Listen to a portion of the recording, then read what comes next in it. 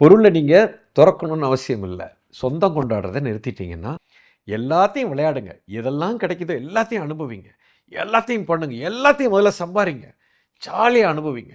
இப்படி ஒன்று இருக்குன்னே அவங்களுக்கு தெரியாது. ஸ்பிரிச்சுவாலிட்டியை ஏன் எனக்கு தெரிஞ்சுக்கணும்னு ஆசை வரல அப்படின்னா 2 காரணம். இப்படி ஒரு சட்டம் இருக்குன்னே யாருக்கும் தெரியல.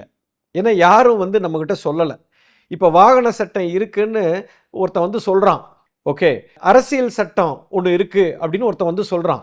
இப்போ உங்கள் வீட்டில் நீ எங்கே சாப்பிடணும், எங்கே குளிக்கணும், எங்கே தூங்கணும், எங்கே சமைக்கணும்னு உங்கள் அம்மா அப்பா உங்களுக்கு சொல்லி கொடுத்தாங்க. அது மாதிரி இதை யாரும் உங்ககிட்ட சொல்லலை. அடுத்த கேள்வி, ஏன் எனக்கு இதை சொல்லலை? சொல்லியிருந்தால் எனக்கு தெரிஞ்சிருக்கும் இல்லையா அப்படின்னு நீங்கள் கேட்கலாம். ஏன் இதை சொல்லலைன்னா, இப்போ நீங்கள் சமுதாயத்தில் இருக்கக்கூடிய சட்டம் எல்லாமே மனுஷன் உருவாக்குனது. மனுஷனாக உருவாக்குனதை தான் உங்களுக்கு சொல்லி கொடுக்கணும். ஆனால் இது கடவுள் உருவாக்கி வச்சிருக்காரு. கடவுள் உருவாக்கி வச்சதை கடவுள் உங்ககிட்ட சொல்லக்கூடாதுன்னு இல்லை, உங்களுக்கு ஆல்ரெடி ப்ரோக்ராம் பண்ணி அனுப்பிச்சி விட்டுட்டார். அந்த ப்ரோக்ராம் எங்கே இருக்குன்னா உங்களுக்குள்ளே ஸ்டோர் ஆகி இருக்குது. அதை நீங்கள் அக்சஸ் பண்ணிங்கன்னா தொட்டிங்கன்னா அந்த ரூல் எல்லாம் வெளியில் வந்துடும். அதனால் உள்ளுக்குள்ளே ஏற்கனவே இவனுக்கு போட்டாச்சே, இவனுக்கு எதுக்கு நான் சொல்லித்தரணும்? இப்போ நீங்கள் சமுதாயத்தில் பார்க்குற சட்டம் உங்களுக்கு உள்ளே போடலை.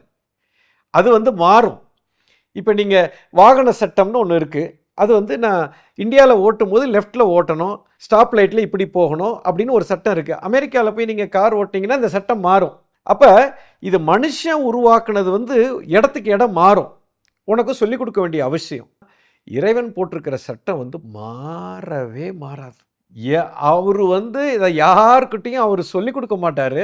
ஏன்னா அவரே உள்ள ஆல்ரெடி ரெக்கார்ட் பண்ணி வச்சுட்டார். அந்த ரெக்கார்டை நீங்கள் அக்சஸ் பண்ணலை. அதை எப்படி அக்சஸ் பண்ணணுங்கிறதுக்கு தான் ஒரு குரு தேவைப்படுறாரே தவிர, குரு உங்களுக்கு சட்டத்தை சொல்லிக் கொடுக்க மாட்டார். குரு சட்டத்துக்கு பனிஷ்மெண்ட் கொடுக்க மாட்டார்.